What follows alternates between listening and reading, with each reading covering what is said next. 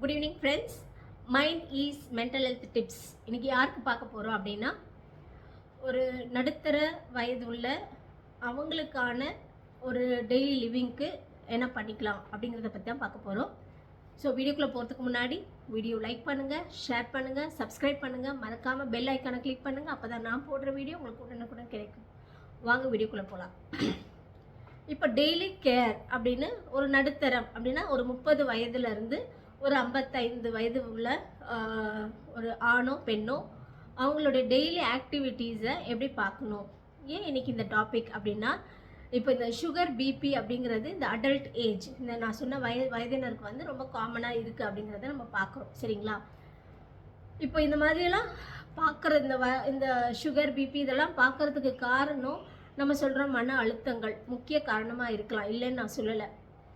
ஆனால் இயல்பாகவே இவ்வளோ காலங்களுக்கு நமக்கு இல்லாமல் இப்போ நிறைய விஷயங்கள் அந்த மாதிரி பாதிக்குது அப்படின்னா உணவுப் பொருட்கள்னு சொல்கிறாங்க இல்லைங்களா? ஸோ நம்ம வந்து வளர்ச்சி அடையிறோம் அப்படின்னும் போது இந்த சேஞ்சஸ் வர வர அதை அடாப்ட் பண்ணிக்கிறதுக்கு நம்ம என்ன பண்ணணும் அப்படிங்கிறத நம்ம பார்க்கணும். வளர்ச்சி அப்படின்னா இப்போ அந்த காலத்தில் வந்து தண்ணியை வந்து கிணத்துலேருந்து நம்ம இறைப்போம், அப்புறம் சமைக்கிறோன்னா அம்மி வச்சு அரைப்போம் இல்லையா? ஸோ அடுத்து வந்து பார்த்திங்கன்னா வீடெல்லாம் வந்து பெருக்கி மாப் பண்ணுறது அதெல்லாம் பண்ணிகிட்டு இருந்தோம். இப்போ அதெல்லாம் மாடிஃபை ஆகி துணியெல்லாம் கையில் துவைச்சிருந்தோம். இப்போ இதெல்லாம் எப்படி மாடிஃபை ஆகிருக்கு?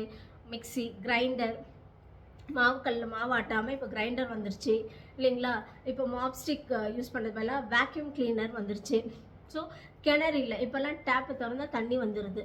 ஸோ இந்த மாதிரியான ஆக்டிவிட்டீஸ் அந்த காலத்தில் இருந்ததுனால நம்ம வந்து நம்மளுடைய பாடி ஃபங்க்ஷன், நம்மளுடைய டெய்லி ஆக்டிவிட்டீஸ், நம்ம 3 வேளை சாப்பிட்றதுக்கான ஆக்டிவிட்டீஸ், சாப்பிட்றது இயல்பாக இருந்தாலும் அதுக்கான ஆக்டிவிட்டீஸும் அந்த நியூட்ரிஷ்னல் இதை வந்து எடுத்துக்கிறதும் வந்து சமமாக இருந்ததுனால நமக்கு அந்த ஒபிசிட்டி, உடல் பருமன்லாம் வந்து காமனாக இல்லாமல் இருந்தது.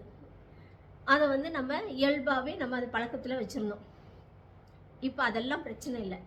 இப்போ என்ன அப்படின்னா, இப்போ நாங்கள் பார்க்குற எல்லாரும் சொல்கிறது, மேடம் நான் டெய்லி ஆஃபீஸ் போகிறேன், நான் வீட்டில் வந்து வீட்டு வேலையெல்லாம் நான் செய்கிறேன், அப்புறம்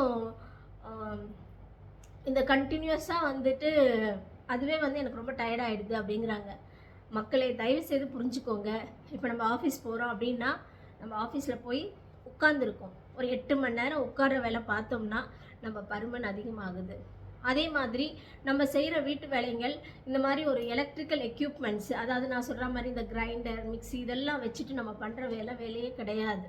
சரிங்களா? ரொம்ப இயல்பாக நமக்கு எவ்வளோ ஆக்டிவிட்டீஸ் நம்ம பண்ணணுமோ அதை விட ரொம்ப மிக குறைவாக பண்ணுறோம். அதனால தான் இப்போ நம்ம என்ன சொல்கிறோம் அப்படின்னு சொன்னால், நம்ம வழக்கப்படி நம்மளுடைய அந்த டெய்லி வழக்கங்கள் அப்படின்னு நான் சொல்கிறது ஹேபிட் அப்படின்னு கூட சொல்லலாம். அதை நீங்கள் எதை மேண்டேட் பண்ணிக்கணும் அப்படின்னு சொன்னால், வாக்கிங், நடக்கிறத மேண்டேட் பண்ணிக்கோங்க அப்படின்னு தான் சொல்லுவேன்.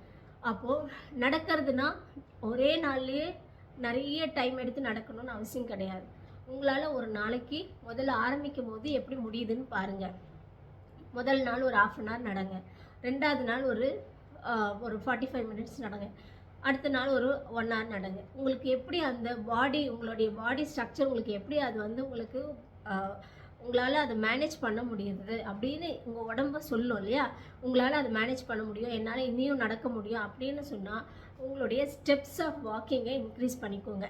ரொம்ப எக்ஸர்ட் பண்ணி வேர்த்து ஊற்றியெல்லாம் நடக்கணும்னு அவசியம் இல்லை. உங்களுடைய நம்பர் ஆஃப் ஸ்டெப்ஸை, நீங்கள் கால் எடுத்து வைக்கிற ஸ்டெப்ஸை நாளுக்கு நாள் அதிகப்படுத்திகிட்டே இருந்தீங்கன்னா ஈஸியாக உங்களுடைய பாடியில் இருக்க எல்லா சிஸ்டமும் வந்து ஆக்டிவாக வேலை செய்ய ஆரம்பிச்சிடும்.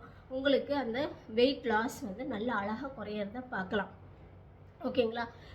இதை வந்து நீங்கள் தினமும் பண்ணணும். இப்போ நான் 10 நாள் போயிட்டேன் மேடம், அடுத்த 10 நாள் நான் போகல அப்படின்னு நம்ம ஃபீல் பண்ணோம்னா கண்டிப்பாக உங்களுடைய அந்த 10 நாள் பண்ண வாக்கிங் வீணாக தான் போகுது.